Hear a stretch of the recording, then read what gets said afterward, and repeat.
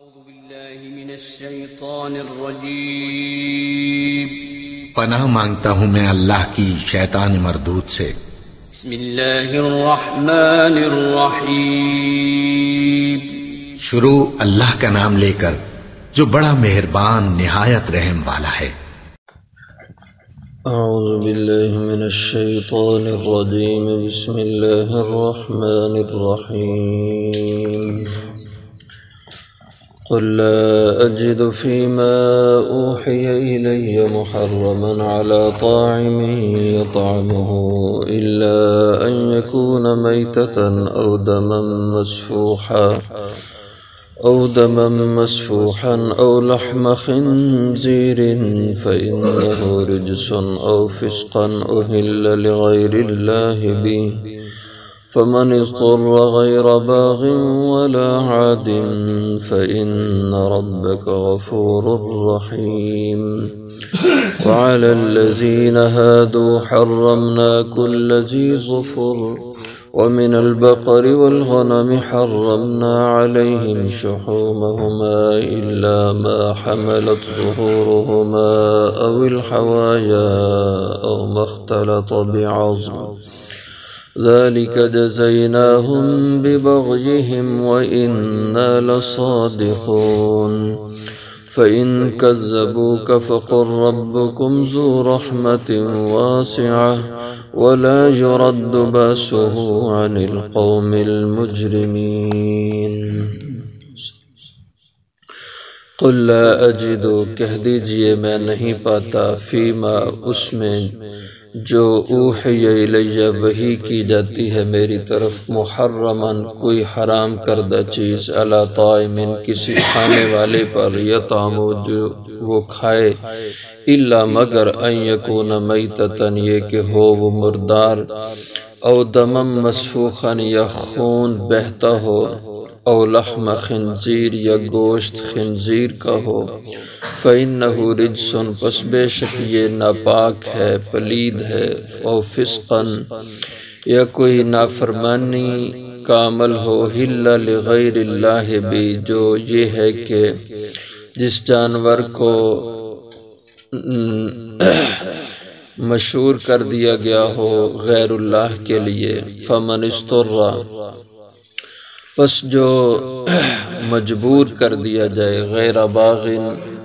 نہ ہو وہ لذت تلاش کرنے والا ولا عادل نہ حد سے نکلنے والا فإن ربک غفور الرحیم بس بے شک تیرا رب ہے بخشنے والا مہربان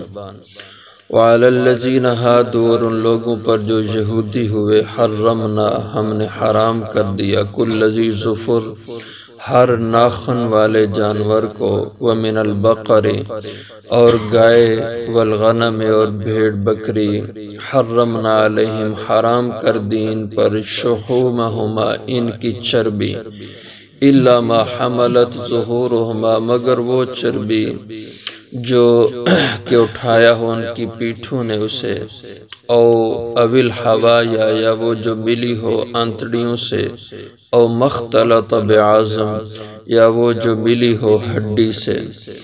ذالک جزیناہم ببغیہم یہ ہم نے ان کو سزا دی ان کی سرکشی کی بنا پہ وَإِنَّا لَصَادِقُونَ اور بے شک ہم البتہ سچے ہیں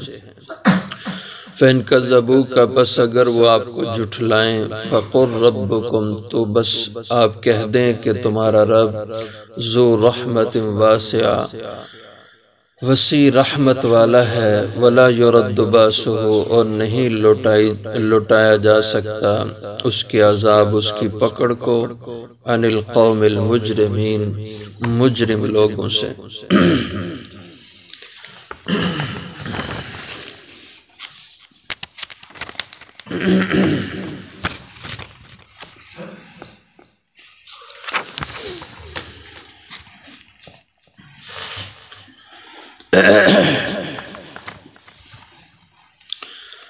تو گزشتہ آیات میں لوگوں کے حلال حرام کے غلط نظریات کا ذکر کیا کہ کسی کے اپنی طرف سے کسی حرام کو حلال کر دینے سے اور حلال کو حرام قرار دینے سے وہ ایسے حکمن ہو نہیں جاتی، یہ اللہ کے حکم سے ہوتی ہیں۔ تو پوچھا گیا کہ پھر حرام ہے کیا؟ تو اس پر یہ آیات نازل ہوئیں کہ اللہ نے یہ چیزیں، اور دوسرے موقعوں پر کچھ کا بیان ہوا، کچھ کا بیان احادیث مبارکہ میں ہوا، تو فرمایا کہ یہ حرام کردہ چیزیں ہیں۔ تو فرمایا قل، یہ جو آپ سے پوچھیں حرام کے بارے میں تو آپ انہیں کہیں لا اجد فیما اوحی، میں نہیں پاتا اس میں جو کچھ اوحی الیہ میری طرف وحی کی گئی ہے، محرمن کہ جو حرام کردہ چیز ہو، علی طاعم یطعمہ کسی کھانے والے پر کہ وہ اس کو کھائے، ہاں الا ان یکون میتۃ، جو حرام چیزیں میں نے وحی میں دیکھی ہیں، یہ قرآن کی وحی، اس سے پہلی جو آسمانی وحی وہ تورات کی شکل میں تھی، انجیل کی شکل میں تھی، زبور یا دیگر صحائف انبیاء، یہ جتنی وحی ہیں سب کا بیان ہے کہ ان میں کسی بھی اللہ کی کتاب میں جو چیزیں حرام میں نے دیکھی ہیں وہ یہ ہیں، الا یکون میتۃ، مگر یہ کہ وہ جانور مردار ہو۔ مردار کا مطلب یہ ہے کہ وہ جانور جس کو شرعی طریقے سے ذبح نہ کیا گیا ہو، خواہ وہ دم گھٹنے سے مر جائے یا بلندی سے گر کے مر جائے یا پانی میں ڈوب کے مر جائے، تو کسی بھی طریقے سے وہ مرے لیکن اس کو شرعی طریقہ سے ذبح نہ کیا گیا ہو تو وہ مردار کہلاتا ہے۔ او دمم مسفوخن، یا بہتا خون، صرف خون کو ناپاک نہیں، حرام نہیں کہا، بلکہ مسفوحن وہ خون حرام ہے جو بہنے والا ہے۔ جیسے جانور کو آپ ذبح کرتے ہیں تو جو خون اس کے جسم سے بہہ کے نکلتا ہے وہ حرام اور ناپاک ہے۔ جیسے انسان کے جسم پہ چوٹ لگے تو جو زخم بن کے خون باہر بہہ جاتا ہے یہ خون ناپاک ہے، حرام ہے۔ ہاں البتہ انسان کے جسم میں اب خون دوڑ رہا ہے، اس کو ہم ناپاک نہیں کہیں گے، اس کو ہم حرام نہیں کہیں گے، جسم میں ہے، یہ جب باہر بہہ جائے گا تو وہ ناپاک ہوگا۔ اور جانور ذبح کے بعد جو خون اس کے گوشت کے ساتھ لگا ہوتا ہے وہ ناپاک نہیں ہوتا۔ آپ اگر گوشت کو بغیر دھوئے کے اسی خون کے ساتھ پکا کے کھا لیں تو کوئی گناہ نہیں ہے۔ ہاں البتہ نفاست کے خلاف ہے کہ آپ کو گوشت دھو کے صاف ستھرا کر کے کھانا چاہیے،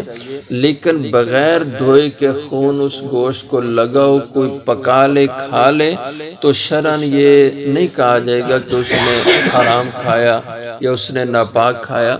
تو کہا دمم مسفوخن، بہتا خون، یہ اللہ نے حرام کیا۔ تو جگر یہ بھی خون ہوتا ہے لیکن وہ بہنے والا خون نہیں، وہ جمع ہوا خون ہے۔ اسی طرح طحال ہوتی ہے جس کو ہم تیلی کہتے ہیں، تو وہ بھی خون ہے لیکن وہ جمع ہوا خون ہے، اس لیے وہ پاک ہے، حلال ہے، اس کو ناپاک نہیں کہا جا سکتا۔ تو قید لگائی خون میں دمن مسفوحن، بہنے والا خون۔ او لحم خنزیر، یا خنزیر کا گوشت، فَإِنَّهُ رِجْسٌ، تو بے شک یہ خنزیر کا گوشت یہ عین پلیدی ہے، اس کو کہتے ہیں نجس العین، کہ جس کے جسم کا ایک ایک حصہ ناپاک اور نجس ہے۔ اسی وجہ سے کہا جاتا ہے کہ جو عام مردار اور حرام جانور ہے اس کا آپ چمڑا اتار کے اس کو صاف ستھرا کر کے استعمال کر سکتے ہیں، دباغت جیسے اس کو دی جاتی ہے، یہ کئی چیزیں چمڑے سے بنتی ہیں، انسان استعمال کرتا ہے۔ ان میں ایسے جانوروں کا چمڑا بھی جو حرام جانور ہیں، جو مردار جانور ہیں، تو چمڑے کو جب تیار کر لیا جائے، اس کو مشینی عمل سے گزارا جائے تو وہ پاک ہو جاتا ہے، اگرچہ ناپاک جانور کا ہو۔ لیکن خنزیر ایک ایسا جانور ہے کہ جس کے جسم کا کسی بھی حصے کا استعمال وہ ہو ہی نہیں سکتا۔ اس کے چمڑے کو اگر دباغت بھی مشینی عمل سے گزارا بھی جائے پھر بھی وہ پاک نہیں ہوتا. اس کو کہتے ہیں نجس العین. اور چیزیں دوسرے بعض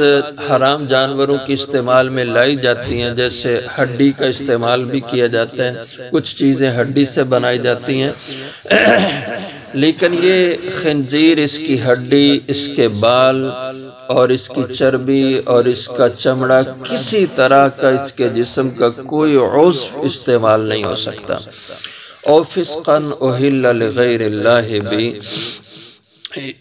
یا کوئی نافرمانی کا عمل ہو جانور کے حوالے سے، وہ جانور اہل لغیر اللہ بھی، کہ جس کو بھینٹ چڑھا دیا گیا، جس کو چڑھاوا چڑھا دیا گیا، جس کو شہرت دے دی گئی، لغیر اللہ بھی، اللہ کے غیر کے لیے. یعنی کوئی جانور ایسا ہو کہ جس کو اس لیے ذبح کیا گیا ہو کہ اس کی وجہ سے کوئی اللہ کے نیک بندے یا کوئی اللہ کے ولی، کوئی بزرگ، کوئی نیک شخصیت اس کی تقرب کے لیے، اس کی روح کو خوش کرنے کے لیے اس کے نام کا نذرانہ دے کر جانور کو ذبح کیا جائے، تاکہ اس سے یہ بزرگ ہماری مصیبت کو ٹال دیں، اس کی برکت سے ہمارا فلاں کام ہو جائے. تو یہ ہے اہل لغیر اللہ بھی، اللہ کے غیر کے لیے جانور کو شہرت دے دینا، جانور کو اس کے غیر کے نام پہ چڑھاوا چڑھا دینا. جیسے ہمارے یہاں ہوتا ہے مزارات پہ، قبور اولیاء پہ لوگ جانوروں کے جا کے نذرانے دیتے ہیں، اور مقصد یہ ہوتا ہے کہ ہمارا فلاں کام اٹکا ہوا ہے تو یہ اس آستانے پہ چڑھاوا دینے سے وہ کام ٹھیک ہو جائے گا. یا منت مانی ہوتی ہے، ہمارا یہ کام ہو گیا، ہمارا بیٹا ہو گیا، فلاں حاجت پوری ہوگی، تو ہم فلاں آستانے کے اوپر جانور کا نذرانہ پیش کریں گے. تو یہ شرک کا عمل ہے اور یہ جانور حرام ہو جاتا ہے. اس نذرانے کے جانور کا استعمال وہ حرام ہے اور اس میں کوئی بھی پاکی کی صورت نہیں ہے. صاف اللہ کا ارشاد ہے اہل لغیر اللہ بھی. اور اسی طرح کوئی بھی کھانا اور کوئی بھی شیرینی جس کو اللہ کے غیر کے لیے، اللہ کے علاوہ اور کسی ہستی کے لیے اس کا نذرانہ دیا جا رہا ہو تو وہ بھی ناپاک ہو جاتی ہے. ہاں، جو بزرگوں کے نام پر ثواب کے لیے کوئی چیز دی جائے، یعنی کوئی آدمی جو ہے نا کوئی کھانا پکا کے تقسیم کرتا ہے اس لیے کہ تاکہ جتنے اللہ کے نیک بندے ہیں اس صدقے کا ثواب ان کی روحوں کو پہنچ جائے، اس صدقے کا ثواب جتنے بھی مردے ہیں ان کی ارواح کو پہنچانا مقصد ہو، یہ ٹھیک ہے، ایصال ثواب کا عمل ہے. لیکن ایصال ثواب کو کسی شخص کی ذات سے خاص کر کے، کسی دن کے ساتھ خاص کر کے ایصال ثواب کرنا، اس کی شرع میں گنجائش نہیں. جیسے 11ویں شریف ہمارے ہاں دی جاتی ہے، یہ ایک خاص شخصیت کے نام پر اور خاص دن میں یہ ایصال ثواب کا عمل کیا جاتا ہے. اگر تو یہ صرف ایصال ثواب کے لیے ہو تو بھی یہ بدعت ہے، اس لیے کہ شرع میں ایسی کوئی قید نہیں ایصال ثواب کے لیے کہ کوئی دن خاص کریں یا صرف ایک ہستی کو ایصال ثواب کریں. بہت سے اولیاء کرام، بڑی بڑی قطب ابدال شخصیات ہیں، سب کا ایصال ثواب کا حق ہے، تو ایک شخصیت کو خاص کرنا. اور اگر اس نیت سے آدمی یہ عمل کر رہا ہے مہینہ وار کہ اس عمل کے کرنے سے، اس کھانے کے تقسیم کرنے سے ہمارے کام بن جاتے ہیں، ان بزرگوں کی روح خوش ہو کے ہمارے بگڑے کام بناتی ہے، تو یہ شرک ہے. اور اس نام پہ جو کھانا دیا وہ حرام ہو جائے گا. تو اس لیے یہ بات سمجھنے کی ہے، ایصال ثواب الگ مسئلہ ہے اور یہ جو چیزیں اللہ کے علاوہ اور ہستیوں کے نام کے نذرانے چڑھاوے، یہ ایصال ثواب سے الگ مسئلہ ہے۔ تو لوگ اس کو گڑبڑ کر دیتے ہیں، ایصال ثواب اور نذرانے کو ایک کر دیتے ہیں، جبکہ ایصال ثواب وہ صحیح عمل ہے، اور جو نذرانہ ہے وہ اللہ کے علاوہ کسی ہستی کے لیے بھی جائز نہیں ہے، کیونکہ فقہ کی کتابوں میں لکھا ہے کہ نظر، نیاز، چڑھاوا یہ عبادت کا عمل ہے، اور عبادت صرف اللہ کی ذات کے لیے ہوتی ہے، اللہ کے علاوہ کسی کے لیے عبادت نہیں ہو سکتی۔ آگے فرمایا فمن اضطر، پس جو شخص مجبور کر دیا گیا ہو اس حرام کے کھانے پر،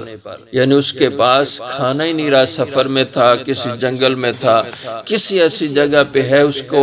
حلال کھانا نہیں ملا، اب حرام ہے، اور صورت یہ ہے کہ اس کے پاس حلال کھانا ختم ہو کے بھوک اس قدر اس کو لگی ہوئی ہے، اگر کھانا نہیں کھاتا تو یہ مر سکتا ہے، اس کی جان جا سکتی ہے۔ اب شرعاً اس کے لیے اجازت ہے کہ یہ اپنی صرف جان بچانے کے لیے حرام کا لقمہ لے لے، اس لیے فرمایا فمن اضطر، پھر جو مجبور ہو کر دیا جائے کسی بھی وجہ سے، حالات سے، حرام کے کھانے پر، لیکن شرط یہ ہے، دو شرطیں اللہ نے لگائیں، غیر باغن، حرام کے کھانے میں وہ لذت لینا نہ چاہتا ہو، حرام مجبوری سے کھا رہا ہے کہ میری جان بچ جائے، اور شرعاً حکم بھی یہ ہے ایسے موقع پر اس کو حرام کھانا ضروری ہے تاکہ اس کی جان بچے، کیونکہ جان بچانا انسان پر فرض ہے، اپنی جان کی حفاظت اور جان بچانا یہ فرض ہے، تو اب اس کو کھانا چاہیے حرام تاکہ یہ جان اس کی بچ جائے، لیکن اس شرط سے غیر باغن، اس سے لذت مقصود نہ ہو، ولا عادن، اور نہ حد سے زیادہ کھائے۔ اگر ایک چھٹانک کھانے سے اس کے جسم کو سہارا مل سکتا ہے، جان بچ سکتی ہے، تو اب صرف ایک چھٹانک کھانے کی اجازت ہوگی، اس سے زیادہ کھائے گا تو گناہگار ہوگا، اس لیے فرم ولا عادن، حد سے بھی نہ گزرے، فإن ربک غفور الرحیم، تو جو ایسی مجبوری کی حالت میں اس سے ہو جائے تو بے شک تیرا پروردگار بخشنے والا مہربان ہے۔ وعلی الذین ہادوا حرمنا کل ذی ظفر، اور وہ لوگ جو یہودی ہوئے ہم نے حرام کر دیا ان پر کل ذی ظفر، ہر ناخن والا جانور، یعنی وہ جانور کہ جن کے ناخن ہوتے ہیں اور پنجے والے ان کے پاؤں ہوتے ہیں، کہ الگ الگ پاؤں میں جو ہے نا وہ تفریق نہیں ہوتی، جیسے اونٹ کا پاؤں ہے، شتر مرغ ہے، بطخ ہے،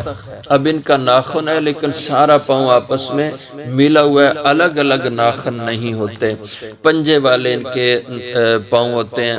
بطخ ہے، اور اسی طرح جو ہے نا وہ شتر مرغ ہے، یہ چیزیں اب اصل میں حلال ہیں، اونٹ بھی حلال ہے، شتر مرغ بھی حلال ہے، بطخ بھی، مرغابی بھی، یہ سب حلال چیزیں ہیں، لیکن ہم نے یہودیوں پر حرام کر دی تھیں، کیوں؟ آگے ذکر ہے وَمِنَ الْبَقَرِ وَالْغَنَمِ، اور گائے اور بکری سے، حرمنا علیہم، ہم نے حرام کر دی ان پر، شحومہما، ان کی چربی، کہ گائے اور بکری کا گوشت تو ان کے لیے حلال تھا، لیکن ان کی جو باقی جسم پہ گوشت کے ساتھ لگی ہوئی چربی وہ حرام کر دی، الا ما حملت، مگر وہ چربی حلال رکھی، حملت ظہورہما، جو ان کی پیٹھ کے اوپر لگی ہوئی ہے، کمر پر جو چربی لگی ہے وہ حلال، اب الحوایا، جو انتڑیوں کے ساتھ چربی لگی وہ حلال، اور مختلط بعظم، یا جو ہڈی کے ساتھ چربی لگی ہے وہ حلال ہے، اس کے علاوہ باقی گوشت سارے جسم کا وہ حرام کر دیا اللہ نے، چربی کو حرام کر دیا، اور دوسرے کل ذی ظفر، یہ جو پنجے والے ان کے جانور تھے وہ بھی ہم نے حرام کر دیے،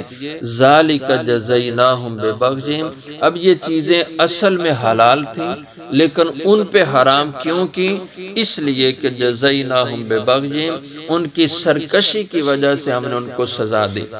جیسے کہیں بھی اکٹھا ہونا کوئی گناہ نہیں ہے، لیکن کبھی مخصوص حالات سالات سے گورنمنٹ دفعہ 144 نافذ کر دیتی ہے کہ کہیں بھی مجمع لگانا یہ قانوناً جرم ہے، وہ ایک وقتی ہوتی ہے سزا کے طور پر، اسی طرح اللہ نے ان کے اوپر وقتی سزا کے طور پر حلال کو بھی حرام کر دیا تھا۔ وَإِنَّا لَصَادِقُونَ، اور بے شک ہم البتہ سچے ہیں۔ اس لیے اللہ کی نافرمانی سے بچنا چاہیے، کیونکہ جب اللہ ناراض اور غصے میں ہوتے ہیں تو پھر حلال بھی انسان کھا نہیں سکتا۔ جیسے آج کل ہمارے یہاں بیماریاں ہوتی ہیں کہ کسی کو گھی کا استعمال منع ہو جاتا ہے، کسی کو دودھ کا استعمال منع ہو جاتا ہے، کسی کو چینی کا استعمال منع ہو جاتا ہے، تو یہ جو ہے نا اس طرح کے انسان کے لیے پھر طرح طرح کی آزمائشیں آتی ہیں۔ تو جس قدر ممکن ہو انسان کو اللہ کا تابعدار بن کے رہنا چاہیے۔